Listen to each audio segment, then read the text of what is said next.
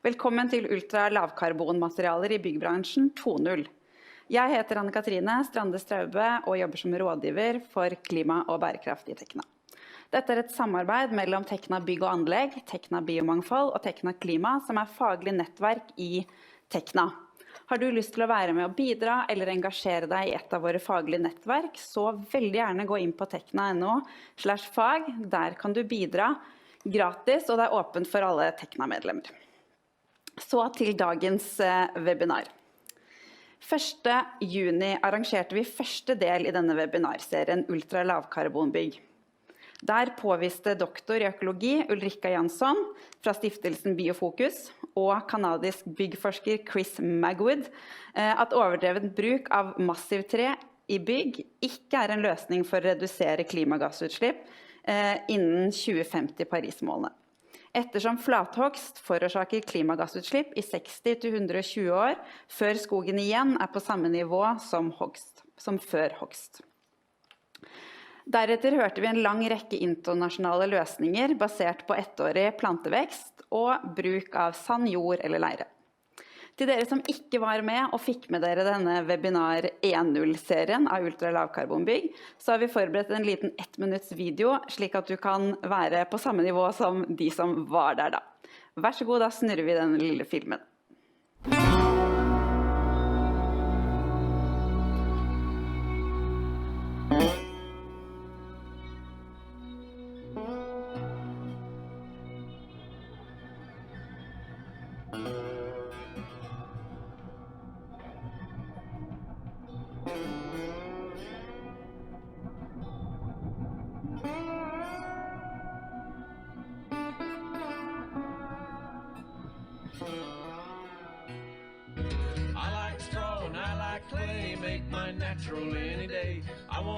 That's poison-free, don't sell me nothing on no TV. Cause I like to sweat and use my hands, build with love and solid plans. Sit on the porch and pick a tune, work by the sun, dance by the moon. I love life and I love Mother Earth.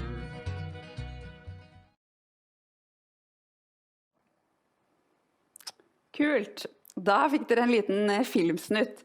Og siden webinaret 1.0, har det blitt klart at en hel bydel i Schwerin, Tyskland, faktisk skal bygges renoveres med halmbygg. Så det er spennende. Nå skal vi høre mer om hva som skjer i våre skandinaviske naboland. Og til sist avsløres hvorfor vi ennå ikke opplever helt denne utviklingen i Norge. Og minner om at rett under meg her så kan dere stille spørsmål, og det ønsker vi veldig gjerne at dere gjør, til våre forelesere. For det vil bli en anledning til å stille spørsmål avslutningsvis, eller jeg stiller spørsmål til foreleserne avslutningsvis. Så still spørsmål underveis, det er supert. Yes, da skal vi videre, eller først til Paul Lynch, som er CEO i SustainaBuild, så vi skal direkte til Finland først. Vær så god, Paul. Tack. Hey, Paul Lynch is my name. I'm an Irishman who is living here in Finland for the last 22 years. And I thank you very much for inviting me here, Max and Tekna. It's a great privilege to be here. What I'm going to do with my presentation, I had long discussions with Max about what to present to you and how we should do it. And we went over and back, and so I thought a little history first of where we began with bio-based materials and how our story began. So my first few slides, they might look very primitive, but it is a history of the last 18 years of promoting bio-based materials within the Finnish market. And then I will take you through to where we are now, because I'm now also representative for Ekokokun in the Nordic, Sweden and Finland. We work with Max and Lars in Denmark, and how it has grown here. So this is a little story from the beginning and to where we're ending up now with slightly bigger projects. Of course, along the way, in the last 6 years especially, with all the government new regulations coming in, and with the environmental ministry that we are working with a lot, and the Green Building Council, etc. There are many other companies now who have who have expanded and joined us in this new revolution of building, shall we say. And it is becoming more and more normal here. But I will kind of stick to my story and show you where we are aiming and the projects that we are going to. So I'll start with this very simple little slide here. Should click forward for me. 1 second. Now you can see, yes. So it started with this in 2003 when my wife and I decided to build a sustainable home. And we had a very hard time finding materials, actually. We searched Finland, Sweden, Norway, Denmark. We took paints from here, there, and everywhere. We found it very difficult to get somebody to use a bio-based insulation. And eventually we found one company who decided to help us. And we were one of the first to really use sustainable building materials in the house totally. So from that journey, we learned a lot about materials and the market that was there for them. I continued for many years after that, actually just working as a restoration expert, restoring old log buildings, etc. And in 2006, we started a natural building company. We were 2 diploma engineers, architect, and many builders. We grew from a small company into quite a medium-sized company. We had up to 30 workers, many projects, and completely researching and working totally with bio-based materials. So we searched for the synthetic version, and then we found the natural version or sustainable version. We were involved in many tests, many research projects, books that were written. So we've done everything. And our goal or mission there was to make it easier and normal for everybody to build sustainably, to build a better future. And our vision, which is more or less come true, was to build homes, villages, schools, and eventually low-rise apartments from natural and bio-based materials. We'll get into that a little bit later. We put the company down at the end of 2020. So I entered 2021 and came up with SustainaBuild, where I am now working. Here are some of the workers that we had. We had everything from carpenters, project managers, engineers, designers, plasterers, and we had a lot of fun in those years. So some of the materials we worked with the whole way through, we researched and experimented with, and even did crazy tests with in schools and in office buildings and everywhere you can name. Yeah, so we worked a lot with clays from different countries, lime-based materials, different insulations, different fibers, reed for restoration. So we took a lot of old restoration techniques and modernized them. Yes, next slide is, yeah. So here's some others. You can see old restoration techniques, replasters using bio-based materials, and some nice finishes that you can see. These are from Clayworks in London, who we worked with for a little bit. And yes, you can find a lot of different ways to work with these products. Then we started actually renovating apartment buildings in Helsinki also. This is a bathroom from a very beautiful building from 1800s in Helsinki. So it's 180 square meters of a material called Tadalakt, which is a 5,000-year-old Moroccan material. And we've done quite a lot of these bathrooms through the years. And into restoration projects. This is a very beautiful building belonging to Fiskars. It's one of their historic buildings in the center of Fiskars village. A lot of mold problems in this building, a lot of damage done over the years through synthetic materials against the walls. So all the lime started coming off on the outside. All the internal sections of the building were molded completely. The ceilings, the roof, the walls, everything had black mold in it.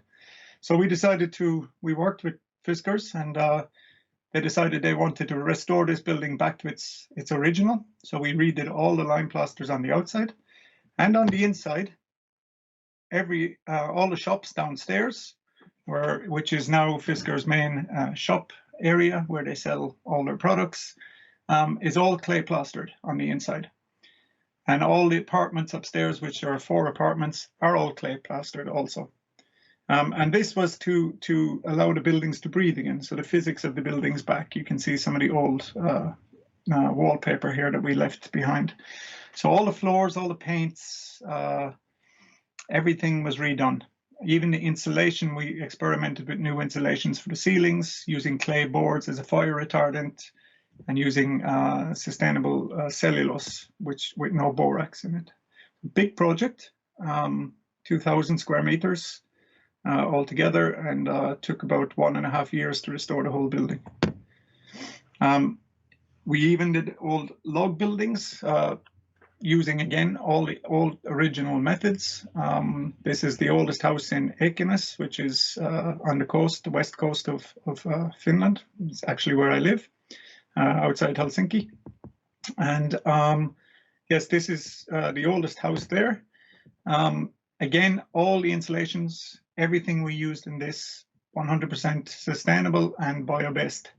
And it took some time to find everything and really restore it to its original state. And we built all these new windows in using a new technique from a company called Alta High Tech, which is waved cross timber, laminated timber, to give us the shape of the roof, and yeah, and everything plastered inside with limes, clays, etc. And then to our straw history. We fell in love with straw about 10 years ago. We started by doing small projects. We used different techniques, from load bearing to timber frame, and on to eventually the elements.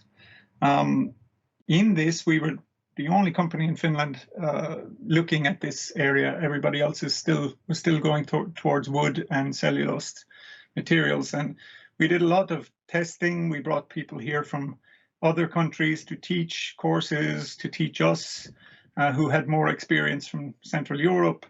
We liked the fact that it went with clay. We liked the fact that it was biodegradable. So there was many, and energy efficient. This was big for us also at the time. So we started, would I say, the first houses like this, or in the next slide, if I can get the next slide up. Yes, here. So this was the first little house we built, and we went on to build many like this, but in the end we actually built 10 houses, family homes also. Here's one in progress. It was slow and cumbersome, a lot of work, a lot of fun. Everybody enjoyed it, a lot of learning involved, but we did find blockages from the inspectors, from the communes, wanting to know, because it was so new. So we were really pioneering this and taking it forward. The problems we came across, we solved. We found certifications from different countries. We were able to develop different methods that suited more to the Finnish climate. So this is a load-bearing structure here. And in the next picture, you see we went more towards timber frame and infill of straw. And this is a totally 100% sustainable house. There is not connected to energy or electricity or water anywhere. It is a off-grid house. So, and with the customers, we usually found people who wanted a health aspect to it. So they wanted a healthy building. This customer wanted both health and energy. And today they intertwine. Here's the project almost finished. Here you can see some inside work going on, and we even held a few courses for people so to join in with the customer. All the certifications were done for this, and we experimented. They were totally against any toxins being used in the building. So we found an insulation company here who makes cellulose. We removed the borax from the cellulose insulation, and we experimented with clay. We found a clay company in Estonia who supplied clay. We did testing, and they actually got it certified. So it became that the clay was the fire retardant for this building. So again, more research, more time from us, more pioneering new stuff. I think today all very worth it. Yes. But then we also started moving towards trying out clay floors, different ones. So we did lots of clay plastering, using clay as an indoor air quality for regulating moisture content in the house. Also, we've done a huge amount of testing with Aalto University, Stockholm University, Tartu University on fire, in Åbo University on sound. So we worked our way through all the materials. And then we, along the way, we collected a lot of data. And this is an actual data of for instance, straw in Finland. This is done by a thesis student in Uleåborg University. And he calculated 2 to 3 million tons a year in Finland of straw that is produced. And 75 to 90% of this is plowed back into the ground, which equals about 36 million square meters of walls, which is actually, funny enough, about the exact amount of square meters of all buildings built in Finland every year. It's approximately 400,000 family homes every year for a material that is the same ingredients as wood, that we have an abundance of every year. And we started thinking, hey, there really is something in this.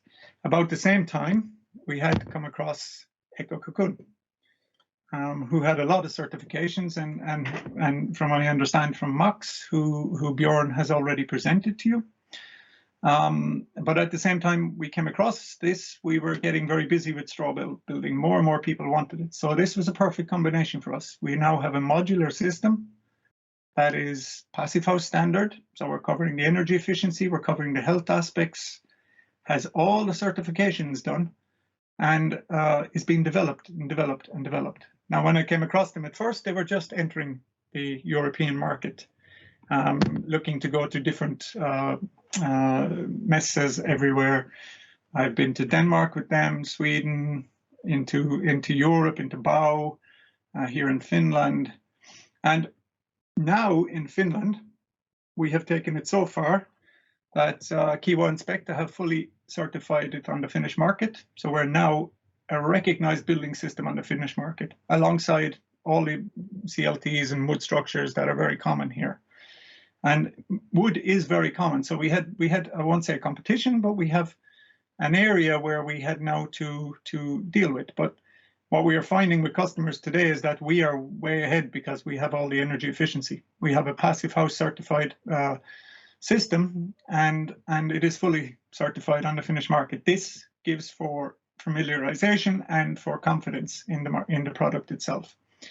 So now we can move forward a little bit to see the different projects that we are involved in.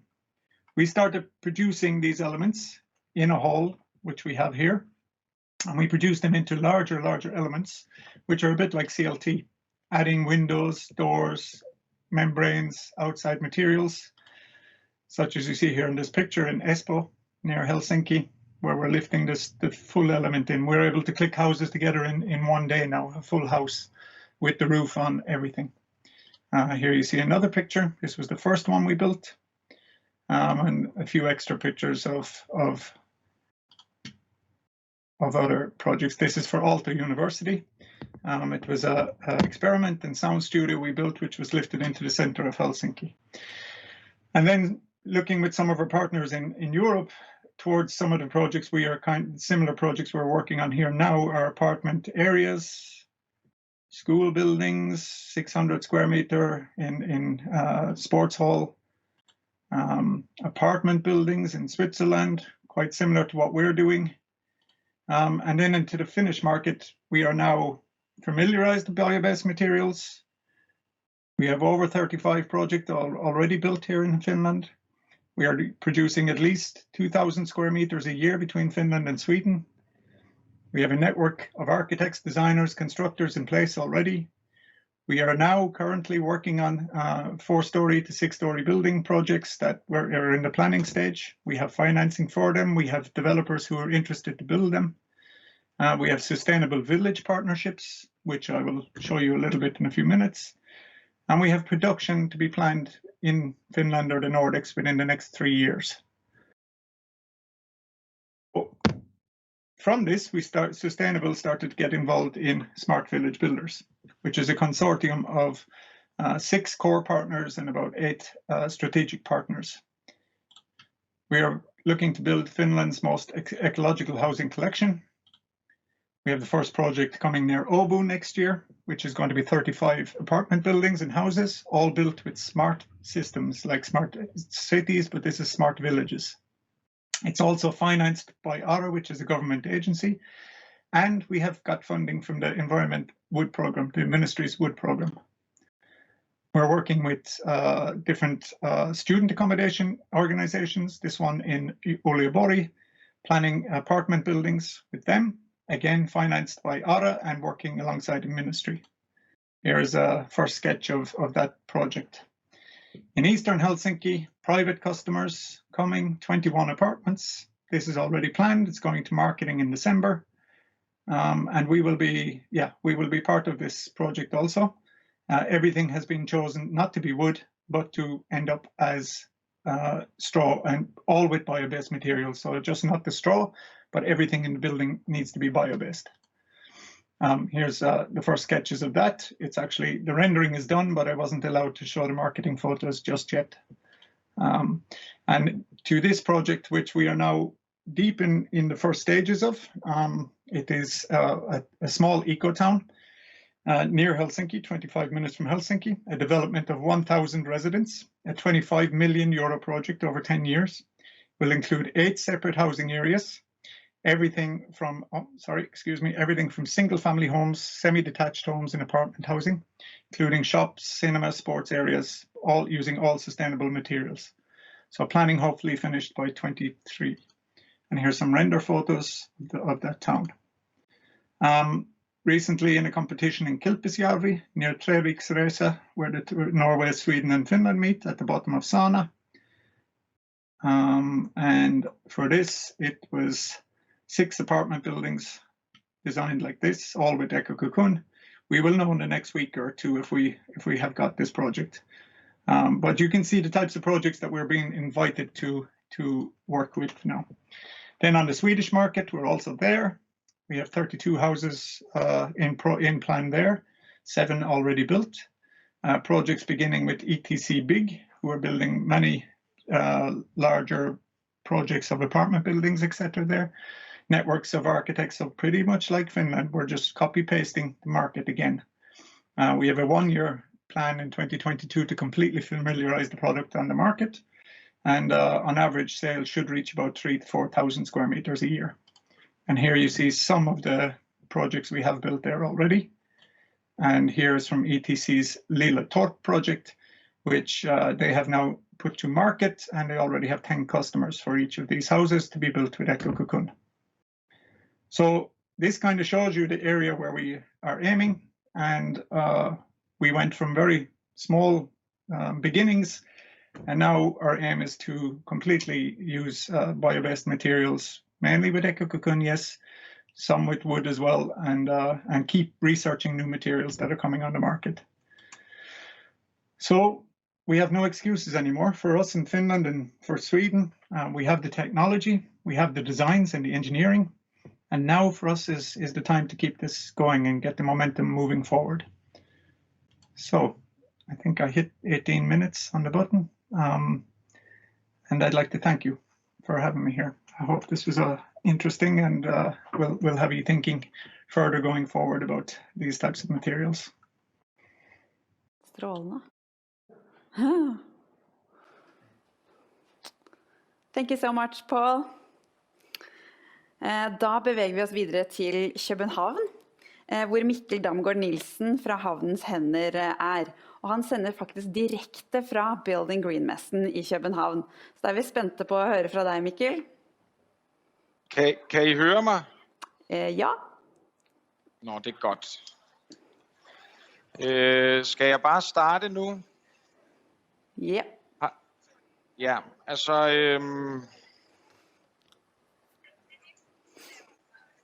Vi står jo herinde på Building Green-messen i København, og som I kan se, så er der fuld fokus på vores båd her med alle vores biobaserede byggematerialer.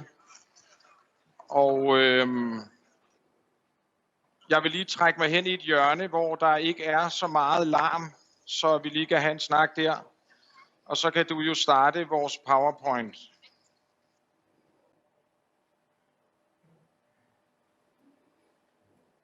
Hej. Jeg hedder Mikkel. Jeg kommer fra Havnens Hænder. Vi er et bæredygtigt byggemarked, som sælger biobaserede byggematerialer med lokation på Refshaleøen i København. Og vi er 2 murermestre og en tømmermester, der har åbnet det her sammen for 2 år siden.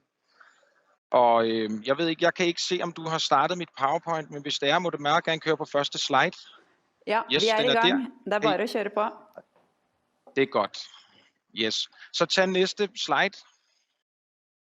Der kan du se, det er os, Carl Nørgaard, tømmermester fra venstre, og så i midten har vi Magnus Enriques, som er murmester, og mig selv, Mikkel, som står her hen til højre. Vi er de 3 drenge, der har åbnet det her tilbage i 2019, med alle de her forskellige biobaserede byggematerialer. Hvis du så lige prøver at tage næste slide. Yes. Der kan du se I kan se et showroom, som vi har i vores byggemarked, med de forskellige byggematerialer, som vi sælger.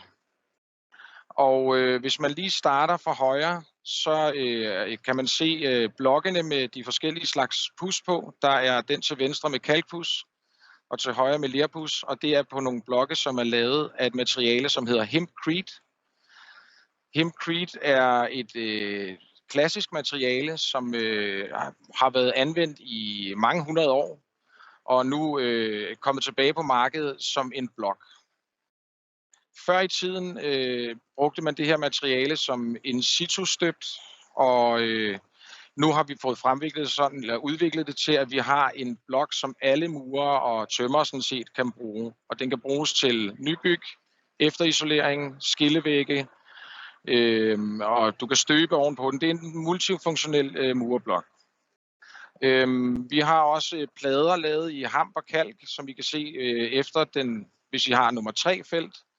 Og de plader, de bliver brugt til beklædningsplader, de bliver brugt til efterisolering, de bliver sågar brugt i møbelindustrien til at lave køkkener på. Og man kan sige, det der er fælles for alle vores materialer er sådan set, at de er lavet af fornybare ressourcer som hamp og græs og hør og halm. Og det de tilsammen gør, altså deres fælles ting er, at det er jo materialer, som optager en masse CO2, når det gror. Og når vi så laver det om til byggematerialer, jamen så indlejer vi en masse CO2 i byggeriet. Vi har også plader, som I kan se, den i midten, den brune plade, det er plader lavet af ler og hamp, som vi bruger som erstatning for gipsplader. De giver en fantastisk indeklima, det gør ler. De giver også en rigtig god akustik, og samtidig også en god brandsikker plade. Vi har også isolering, blød isolering, som I ser næste billede efter lerpladerne, som er lavet af græs. Det er lavet af offentlig græs fra arealer som golfbaner, parker, lufthavne, vejsider. Og det græs, som kommunerne normalt indsamler, er der så et firma, der indsamler, når kommunerne har slået græsplænerne. Og derfra så bliver det så kørt hen og bliver presset. Og der presser de alt juicen ud af græssen. Og det juice bliver brugt i et biogasanlæg, som er med til at drive strømmen, når de tørrer græsset. Og efter græsset er tørret, så ryger det så tilbage på fabrikken, hvor de samler det til isoleringsbats. Det er også noget, som indlejer en masse CO2. Vi er helt oppe i at indlejre 1,7 kilo CO2 per kilo græsisolering, vi bruger. Og hvis vi går videre hen, så har vi vores plader, som er lavet i halm, efter at alle kornene er høstet. Så det halm bliver lavet til undertagsplader, vindspærreplader og facadebats og andre typer plader også. Og som også sammen fælles for de andre materialer indlejer en masse CO2 i byggeriet. Til sidst kan I se, at vi har... Hvorfor blev den slået fra? Dette møde kan ikke længere udsendes for at deles. Hvorfor røg det fra? Er I på igen? Kan I høre mig? Fordi det er som om, der er noget, der blev slået fra. Bare gå videre. Bare gå videre. Ja, okay. Jeg går videre, ja. Hvis vi så lige, nu vil jeg bare lige fortælle om det sidste materiale, det er kork. Kork er noget, vi bruger til facadebeklædninger. Vi bruger det til akustikløsninger og til isolering, som hård isolering. For eksempel hvis man skal støbe et gulv, jamen, så kan man bruge en hård korkisolering i stedet for eksempel flamingo.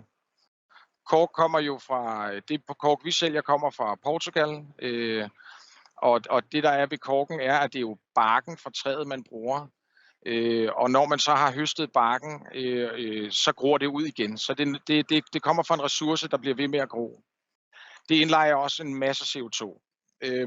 Men vi kunne snakke meget forskelligt om vores materialer, så jeg vil hellere gå ind i en lille smule omkring, hvor vi står henne i dag i Danmark og i København med hele vores show her. Så hvis du lige skifter til næste slide. Ja, der kan I se, til venstre står jeg sammen med Magnus og Karl og vores investor fra Karl Ras. Karl Ras er en stor engrosvirksomhed i Danmark, som sælger hardware til byggeriet, som skruemaskiner og skruer og alle de typer maskiner, man bruger. Og han er gået ind og investeret i Havnens Hænder, så nu har vi hvad kan man sige, udstilling og shop i hans butikker. Han har 19 butikker, så der er et kæmpe potentiale, og det har været rigtig godt for os at sparke den videre den vej igennem. Hvis du lige skifter til næste slide.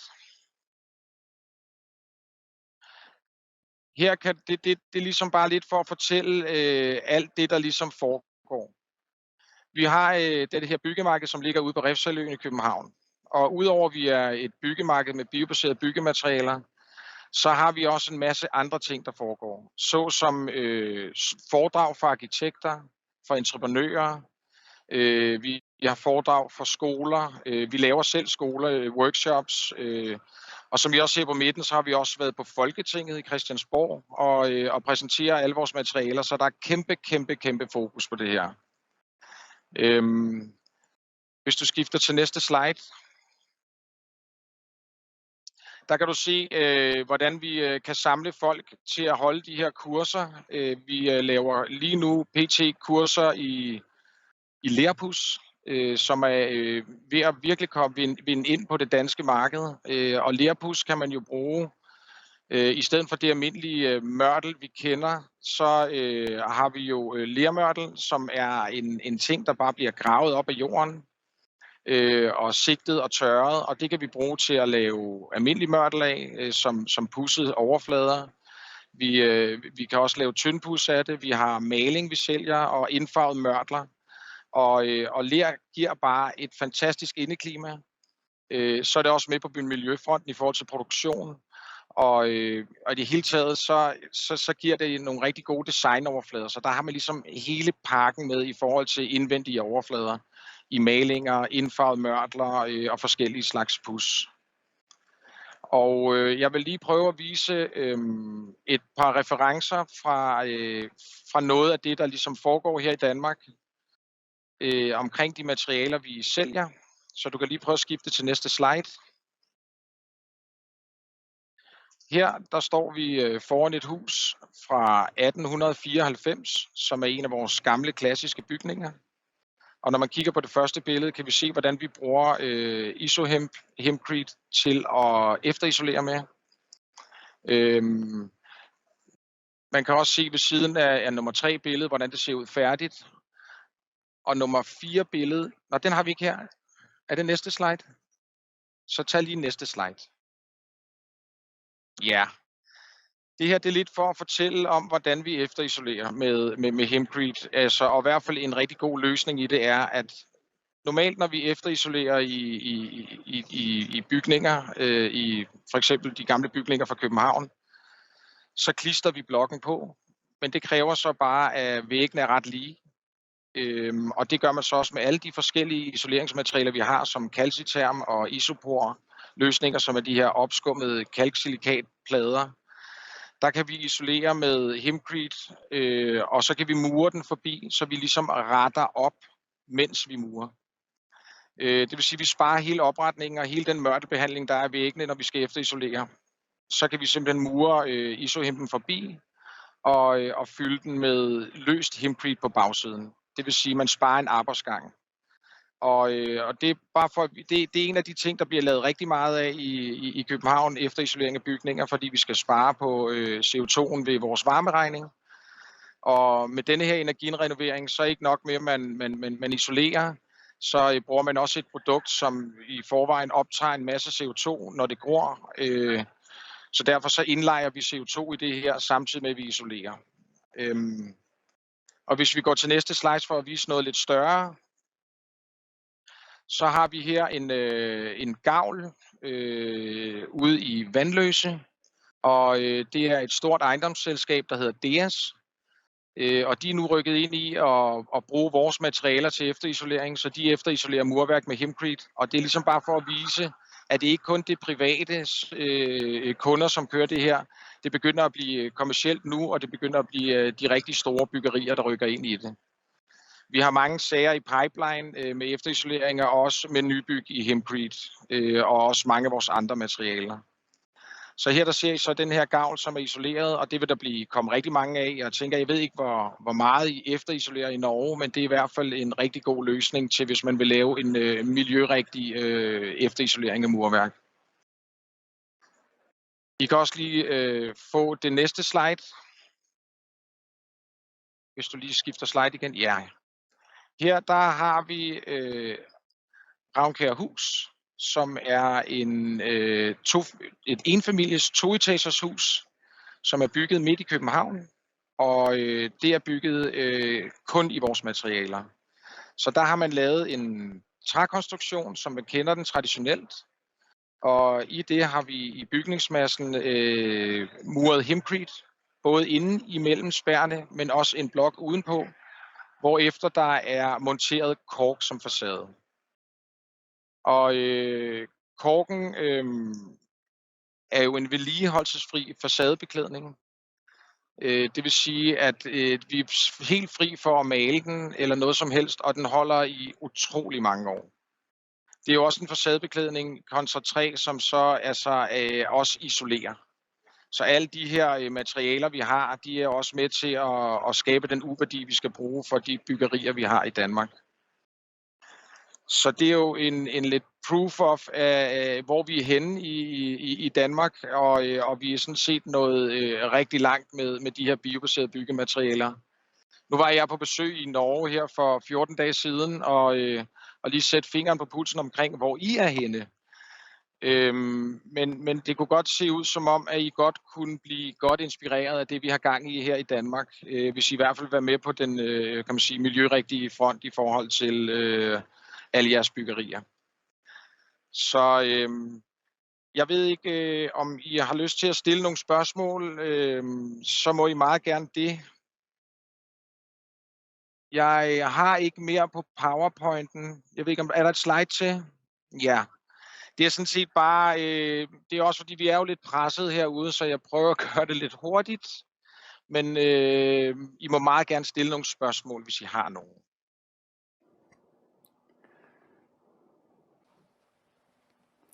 Takk Mikkel, kjempefint at du kunne være direkte med fra denne messen. Det kommer til å komme noen spørsmål etter hvert, og det har blitt stilt mange spørsmål. Vi skal først en liten tur innom Max Vittrup Jensen, som er styremedlem i Tekna Klima, og også daglig leder i LavKarbonBygg.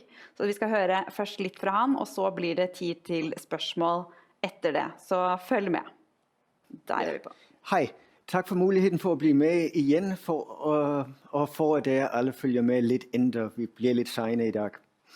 Jeg flyttede til Norge i 2013 og har aktivt fulgt med på udviklingen inden Bygg siden da. Men egentlig har jeg boet her i perioder siden 1989, noget som fik mig til at inkludere norske forhold i mit afslutningsprojekt på universitetet om omstillingsbevægelsen. Så det med denne baggrund at jeg postulerer, at jeg har studeret de særegne norske hindringer for indførelse af ultra-lav carbon byggematerialer de sidste 25 år. Og om kort tid kommer jeg at afsløre resultatet af dette studie for jer. For svaret, det står her ved siden af mig. Får vi et kamera på den? Den er der. Der er svaret. Men fakta er, at Norges ældste kendte nuværende hus af stampejord ligger ved Skaugum i Asker og fylder 100 år næste år. Og at den type hus har været bygget helt til 1975. De første egentlige halmhus i Norge blev bygget i 1993, og nu er her rundt 100 halmhuse og en skole. Men vi ser ikke, at de store aktører bruger det til lejlighed, kontorbygge osv. Og der kommer spørgsmålet, er det for innovativt? Selvom Europas ældste halmbalhus i 2 etager nu er 101 år, der mener både FutureBuild og Grøn Byggealliance, at dette er noget vældig innovativt, som først må udprøves med et lille uvigtigt demonstrationsprojekt. Selvom der står et EKK halmhus på Næsodden, der blev bygget for 4 år siden. Så det med innovativt og nyt er ganske relativt, som vi kan se på denne her oversigt. Der ser vi jo, at beton, som vi kender det, er relativt nyt fra 1800, mens stampejord er 5.000 til 2.500 år gammel. Og de stampejordsvægge, som bliver laget nu, isoleret og prefab, de er nye, men alt i forhold. Gipsplader, som vi alle kender, er faktisk lige gamle som disse plader her. Nu skal jeg ind i en kameravinkel, den er der. Hvad i alverden sker der her med den? Der. De er laget af halm. De får så også i 4 cm. Og det, som vi alle kender, der hedder glasvat eller glaver, det blev udviklet i 1930'erne. Og de første hus af halm, de blev udviklet i slutningen af 1800-tallet. Så jeg mener ikke, at det er så innovativt. Så er spørgsmålet, om teknormer er en hindring eller ej. Det er jo et relevant spørgsmål, men som Paul fortalte, så klarer vi nu alle hindringer. Faktisk er det bedre end en række andre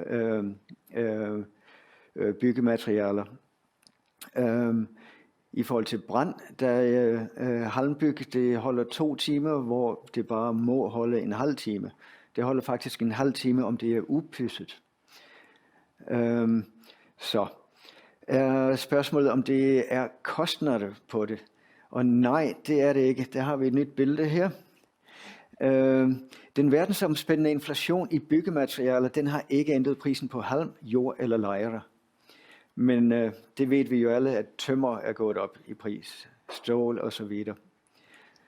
Så konklusionen er, at i mit masterstudie i 2010, der fandt jeg, at hovedparten af de progressive bærekraftprojekter, som skete i Norge, de havde en rar fællesnævner, at ofte så var pionererne ikke fra Norge.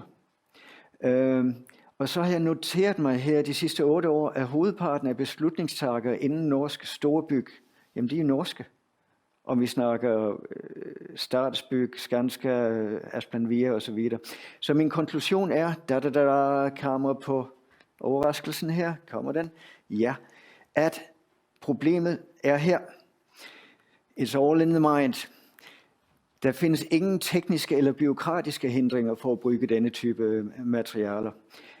Eller som blev nævnt i en rapport af Asplanvia til Innova om barrierer for at benytte klimavenlige materialer. De skriver, ofte er det lige mye indgrodte opfatninger, manglende kundskab og negative holdninger end egentlige kostnader, som hindrer mere udstrakt brug. Lad os håbe, det er det, for jeg frygter lidt, at det slet og ret er de store økonomiske interesser fra beton, stålindustrien, norsk skog, trænæring eller glaver, som dikterer udviklingen inden for byg i Norge. Lad os håbe, det ikke er sandt. Og tillad mig som afslutning at give ordet til UNDP. Den kommer der.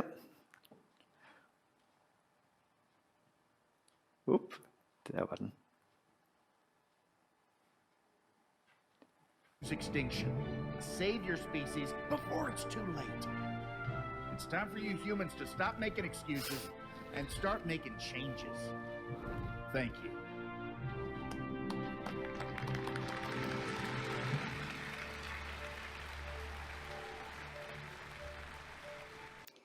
Ja, start making changes. Det veldig bra. Tusen takk, Max, for ditt innlegg. Da vi klare for litt spørsmål, og de har blitt stilt i Slido. Dere kan fortsette å stille spørsmål. Vi kommer til å holde på til cirka 10 over hel, i og med at vi startet litt senere. Og sendingen kan da også ses selvsagt på byggebloggen i ettertid hvis dere må gå hel, men da dere klar over det. Da starter vi med første spørsmål, så får vi se om det Mikkel, Paul eller Max som svarer på dette. Vi kan starte med for eksempel dette. What is the estimated extra cost for a straw house compared to traditional building technology? I'm not sure. Det Paul, Mikkel eller Max? Det Paul best. Paul, do you hear us, Paul? Well, in our experience, and now I'm selling in 3 countries, there is no extra cost. Where for any material that is like in insulation value or in quality, we have found it very comparable to all other kind of constructions. In fact, in the last year, because of the wood crisis as well, we have found that now it is actually cheaper in construction to build, but it's in the savings. It's a lifetime build. It's not a commodity anymore, and you are saving in energy. We're building passive house standard, so over years you're saving a lot of money, and this is a big selling point. We are getting a lot of customers from this. And it's the health aspect. As I said before, we have had two pathways with people. We've had the health, and we've had sustainable, or the passive house standard, or energy efficiency. And now both of these are coming together. So you have sustainable, healthy materials that are now energy efficient and cost effective. This is what people want. Tusen takk. Thank you. Hvis dere vet hvem dere vil stille spørsmål til, så det supert hvis dere skriver Paul, Mikkel eller Max foran spørsmålet. Da det lettere å stille direkte til de. Men enn så lenge så leser jeg spørsmålet opp. For eksempel her. Norge ultrakonservativ. Norge ultrakonservativ når det gjelder bygningsindustrien. SINTEF vel kanskje den største sinken innenfor nytenkning. Hva tenker vi om det? Det noe vi kan svare på her på direkten? Skal jeg ta den? Du kan ta den, Max. Jeg kan jo bare sige ja. Og jeg håber, at dette webinar, det forrige FutureBuild søger nogen. FutureBuild har fået penge til at promotere lejerbygg. Der har jeg for øvrigt her et konkret eksempel, selvom jeg har der ordet konkret, men det her, det stampejord. Den kan ikke brækkes. Ja? Det jord, ikke beton. Den har ikke været varmt op i det hele taget til 1300 grader som beton. Der ingen årsag til ikke at brygge det. Så ja, Kjetil, du har ret. Tak. I could also say that the conservative part is more or less in our minds. It's these technologies are not new, but they are modern, and they are now upon us. And there are more and more larger building companies as well, UIT, or YIT, and NCC, who we are discussing with here also. They're all interested. They all want to go there. They know that this is the future. This is not something that is it's not going to stay behind people. So it's for us here in Finland and in Sweden now, it's about familiarizing these materials. That's the key word, is to make them familiar to people. Yeah. Can I also answer to this? Yeah. Yes. Yeah, it is, all the materials that we sell are actually classical materials that we used to use from early 1500 up to the 50s in the 19th. And right now the factory make these materials so it's like normal materials. So like, soft insulation is soft insulation. A board is a board. A block is a block. So it's not old techniques that you use for building with it. It's the same techniques that everybody use today. It's the same tools that we use. So it's not that really hard to get over to these materials. No, I mean, it's not hard there's to no us. magic. No. So No. it's like everybody can use it. Everybody's used to use a board and soft insulation or a block or whatever. So yeah, the techniques are the same. The materials are by the old classic materials. So actually we go back to the future to use these things. So yeah, shouldn't be no problem. And of course, the building industry in Denmark is really conservative as well. So we started inviting in the architects to tell them about the materials, and then we get to know the private customers that really want to use it. And the private customers and the architects, they press the contractors to use these materials. So we can see for the first in the first year it was kind of difficult to get the contractors to use them, but now we have a lot of craftsmen's company that just uses our material, and when they first use them, they won't go back to the conventional materials. So yeah, we have the same. Yeah. Yes, that was it. Thank you. Next question.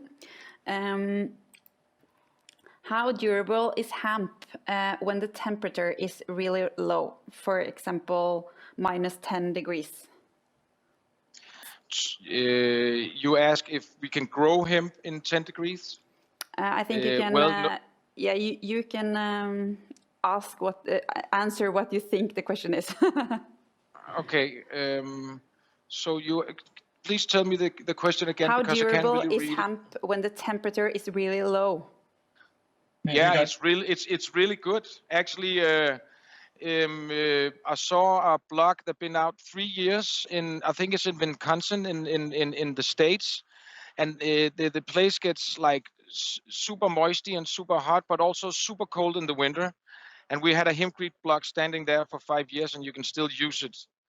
And because of the insulation quality of hemp, it's durable to use it in every place on the world. Should be no problem. As long as you don't put it in the ground and it's able to dry, you can use it all over the place. And as long as the mix is correct. Yes, of course. Yeah. And that's why it's actually good with these new blocks in hempcretes, because you have a block made on a factory and you don't have people that mix it on the site themselves. So you have the quality on top every time you use the block. Yeah. So yeah, it's durable in cold environments. Good. Then we have another one. What type of pre-treatment is necessary to do the straw before using it? I'm thinking of steps like drying, sorting, etc. Okay. Well, the straw elements basically are the straw itself is taken in about 1 to 2 years beforehand and stored in a dry storage. It is tested 4 times with moisture before it is used for production. So during the storage stage and when it comes to production stage. So then it is dedusted, it is cleaned, it is chopped, it is repacked and compressed 110 to 120 kilos per cubic meter into the wooden frame. During delivery, it is also tested before delivery and tested for moisture as it's delivered. And when we build, we always test it about 4 times during the building term as well. So it is very, very well protected, well tested, dried properly, cleaned properly. Again, like Mikkel said, it's a factory made now, so it comes as a product that is well produced and very professional.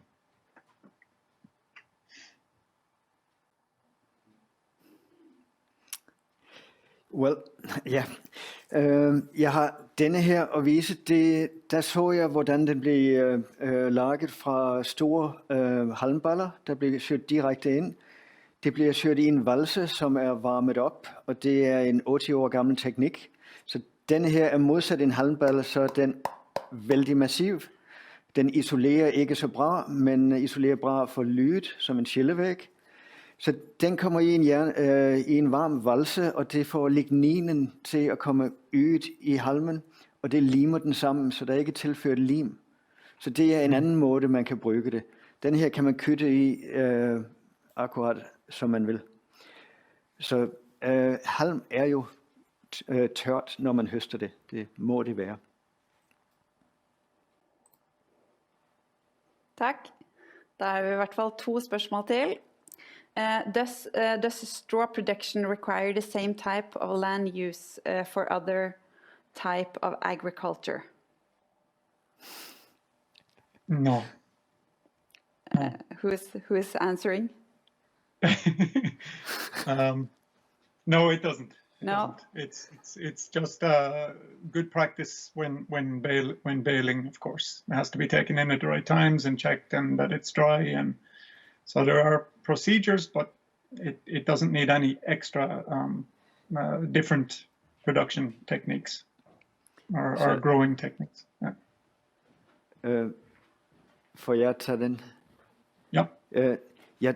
Jeg tror, der er lidt af en misforståelse. Der findes ikke nogen, der dyrker halm for at lage byggeprodukter. Der findes mange, som dyrker korn for at lage mat. Og efter de har høstet kornet, så står halmen tilbage. Det er den, vi brygger. Det er et affaldsprodukt, som kan benyttes. Modsat træ, hvor man dyrker træ, og det tager 60 år, så tager det her et halvt år. Det er det samme, om det er hamp, eller om det er fra hvete, eller ryg, eller hvad vi har.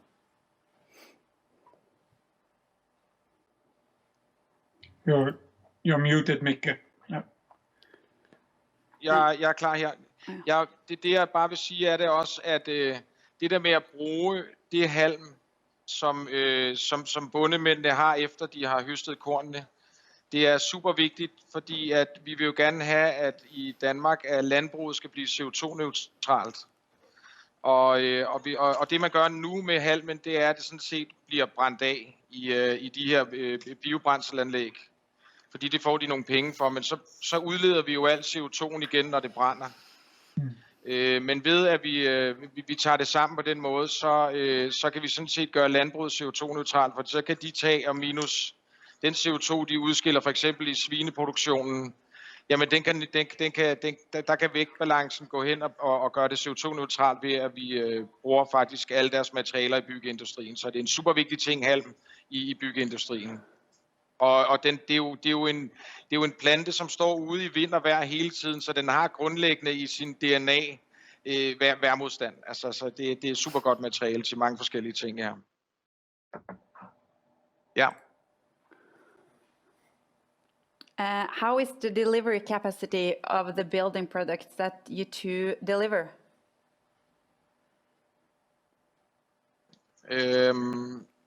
Yes, it's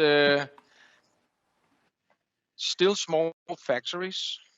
The ISOHEM factory that produces the hempcrete blocks, they are scaling up now. We just been down there and visit the factory number 2. So on the first factory, they produced 1 million blocks a year. And now they produce 5 million blocks a year. But all the facilities that make these materials is quite easy to make. So it depends on the demand. So if the demand is growing, the factory they will make new factories. But it's really important that we use what we can use for getting them to scale up. So, but right now, we can deliver what you want. Of course, if you have like a 10,000 square meter project, we might have to be 3 months ahead or something. So yeah, but there's a lot of them and the factories are growing.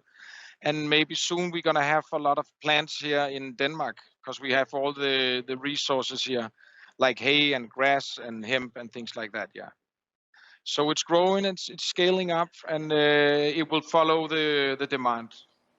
And it's pretty much the same with EcoCocoon. It's a small factory now, This year they will reach, it will be a record year, they will reach about 14,000 square meters of elements of the walls.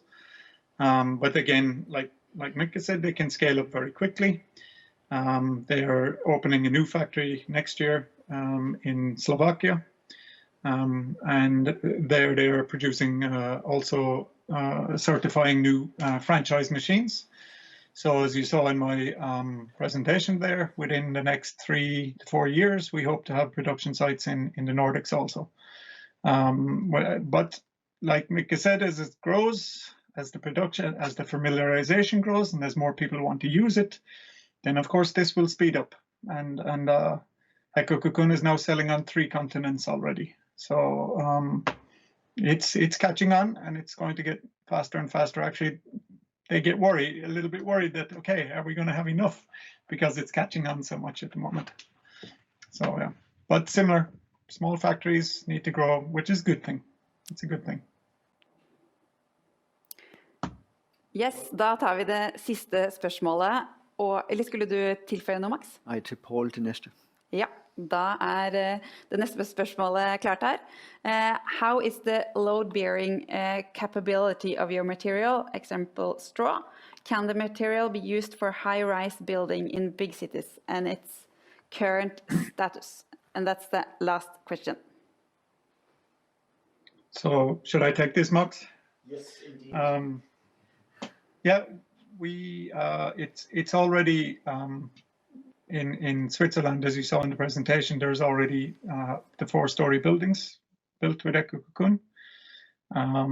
Its load-bearing capacity is already calculated up to about 6 stories.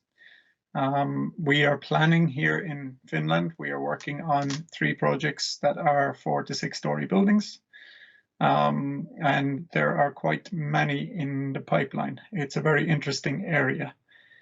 So it is, because it is a double wooden frame, it has a high load capacity. But we are only using about 10% of the wood, which is a very good thing in today's world. So yes, the technology is there. The possibilities are there. We can even make larger element walls. So they are like, as you saw in the pictures also, they are like concrete or CLT walls. Everything can be already assembled and they can be lifted and clicked into place. So we have some companies in Sweden. We have here in Finland. I even have a project in Ireland that is interested to do 4-story. So yeah, we're looking forward to that. That's the next level. Tusen takk. Well, and with him, yeah. Do you have some more? Yeah, I just want to tell about hempcrete as high structures. And the hempcrete has a load bearing in the material, so it can take all the pressure from the top without no problem. Of course, we need a construction like the EcoCocoon has, like these wooden frames that takes the load bearing.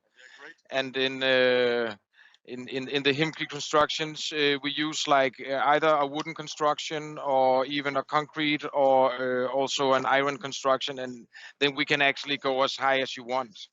So we can save the concrete elements. We don't need them to go high up with the hempcrete. Yeah. So there's possibilities to go as high as you want to build. So with the right engineer.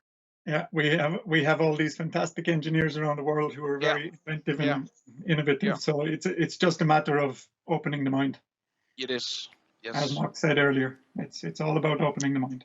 It's all about opening the mind and use the imagination and see what happens and follow up, because things is going to happen now in this building industry.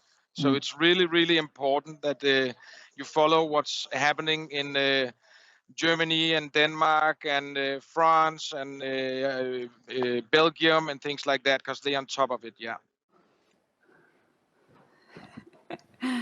Yes, det bare å være open-minded. Og da kan du bygge så høyt du bare vil, har vi forstått her nå.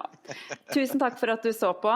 Igjen, sendingen vil ligge ute på byggebloggen, og dette var et samarbeid med Tekna Klima og Tekna Bygg. Og igjen, hvis du vil engasjere deg i et av våre faglige nettverk, eller se på lignende webinarer lignende, så det masse på tekna.no/fag. Og tusen takk, Max, Mikkel, Paul og også Tor Børre som jobber i Tekna for dette webinaret. Tusen takk for at du så på. Selv tak. Hej. Hej.